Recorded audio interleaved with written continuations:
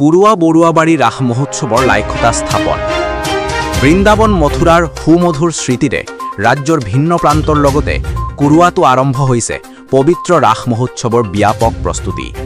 বিগত ৩টা বৰ্ষৰ দৰে এইবেলিও ইতিহাসে গৰকা চিৰ সেউজ ক্ষেত্ৰ দৰং কামৰূপ জিলাৰ সীমা বৰনদীৰ পাৰৰ কুৰুৱাস্থিত বৰুৱাবাৰীত অনুষ্ঠিত কৰা হ'ব এই ৰাস মহোৎসৱ।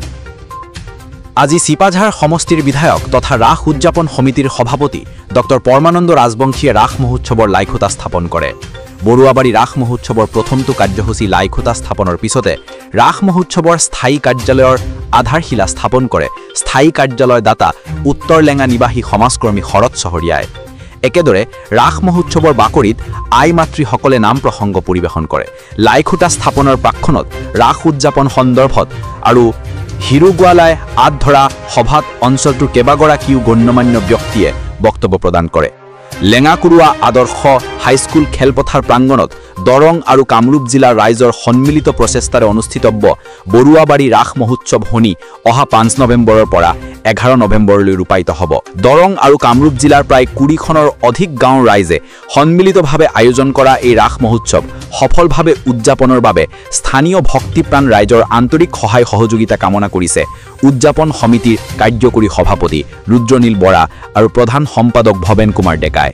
দৰঙৰ ভিতৰতেই পোনপ্ৰথম আমি আজি আমাৰ এই ঐতিহ্যমণ্ডিত বৰুৱাবাৰী ৰাস মহোৎসৱৰ চতুৰ্থ যি আমাৰ ৰাসোৎসৱ, এই ৰাসোৎসৱৰ আজি আনুষ্ঠানিকভাৱে লাইখুটা স্থাপন কৰা হ'ল ৰাইজৰ সহযোগত আৰু ৰাইজৰ উৎসাহ উদ্দীপনা।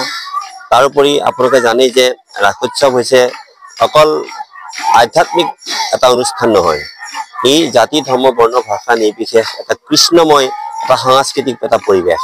আৰু সেই পৰিৱেশৰ মাজত মই দেখিছোঁ যে এই ৰাসে ওচৰে পাজৰে যিমানখিনি আমাৰ বিভিন্ন ধৰ্মৰ বৰ্ণৰ মানুহ আছে সকলোকে আকৰ্ষণ কৰি আহিছে। এটা স্থায়ী ৰাসৰ স্থলী, এটা যিখিনি আন্তঃগাঁথনিৰ প্ৰয়োজন সেইখিনি যদি আমি কৰিব পাৰোঁ, আমি এটা বছৰৰ ভিতৰতে বা 2টা বছৰৰ ভিতৰতে, তেতিয়া চাব যে এইখন ৰাসে এটা নতুন মাত্ৰা পাব।